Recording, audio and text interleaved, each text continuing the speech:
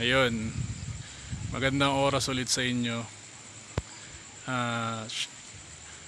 Syempre may share na naman ako na natutunan ko bago ako natutunan sa isang health practitioner yata. Hindi ako nagkakamali. Ewan ko. Basta ano yun, kakaibang tao din na bago kong nakita. Bago kong pina-follow sa social media. Ayun, basta ano siya, mahilig siya sa lamig.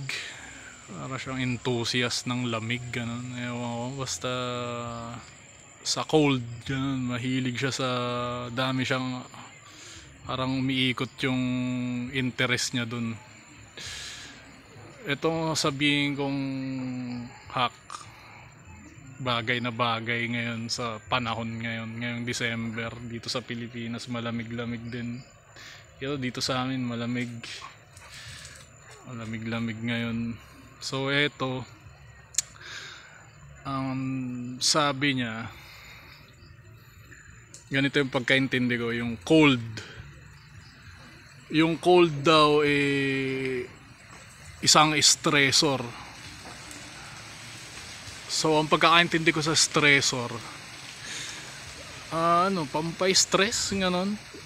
Pakitama ako kung mali ako ng pagkaintindi. Di ko pa naman siya nasa-search sa yung meaning talaga ng stressor, pero ganon ang pagkaintindi ko sa salitang stressor, pampay-stress, ganon. So yung cold ay isang stressor. So ang kagandahan daw nun kapag na-manage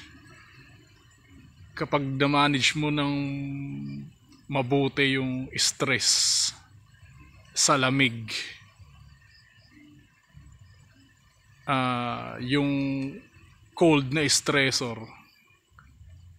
kapag na-manage daw ng tao yung stress doon, o yung stressor na lamig, ma-manage na din ng mabuti ng tao yung iba pang stressor. Isa lang sa sa pagkakaintindi ko, malamang isa lang sa stressor yung cold. May iba pang klase ng stressor, pero kapag na-manage daw ng tao yung stress sa lamig, ma-manage na din ng tao yung iba pang stressor, ganun siya. May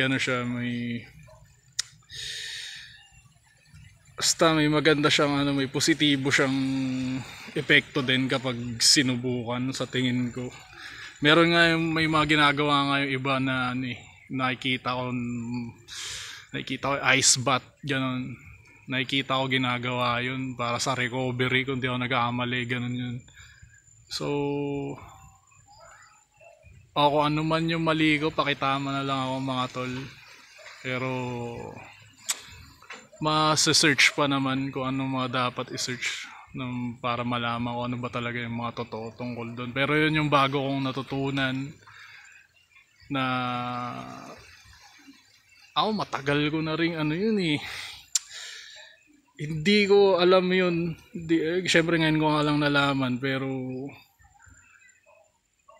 matagal